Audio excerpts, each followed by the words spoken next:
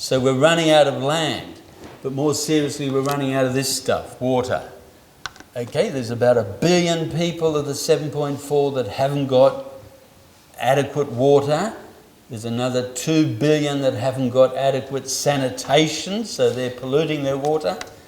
And now, over the last 5 years, we're going into the next 10, we're going to hit an enormous crisis because there's about 2 billion people globally who depend on groundwater, and they've been ripping it out and extracting it, so this is now coming to an end.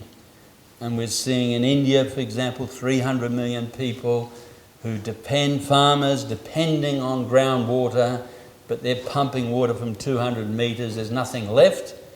What's coming up is so full of fluoride and arsenic that it's toxic, and basically whole agricultural systems are crashing. And the same thing's happening in China, and even the southwest US, the Ogonnella Delta, they're sort of facing exactly the same situation.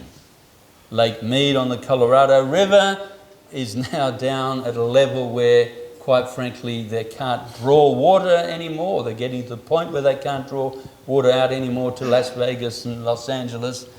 And so it's really hitting crisis points. So we're really in serious water shortages crises. We're also hitting the same thing with nutrition.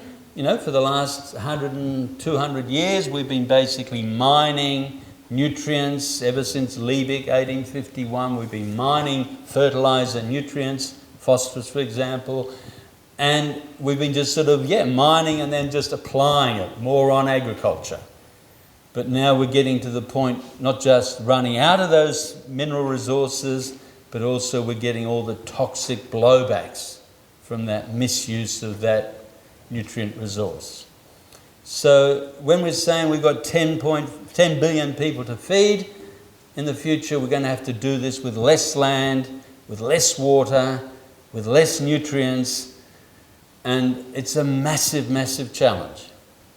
We've got another thing, Rachel sort of alluded to it, and of course this is climate change. Again, we've induced, abnormal climate change, we've induced climate change, and we're going to sort of now suffer the dangerous extremes that are coming already now. They're intensifying, but it's not just more rain, higher storms, but the damage, the impact, the disruption that is having then to agriculture and our future capacity to grow food. Vast areas of Australia, southern Australia where we are here, will aridify. We risk losing 20-25% of our former reliable rainfall, and so we're going to have to sort of really face that reality and adapt. So there's some pretty horrific challenges we're facing. Don't get gloomy, because we're also looking at solutions.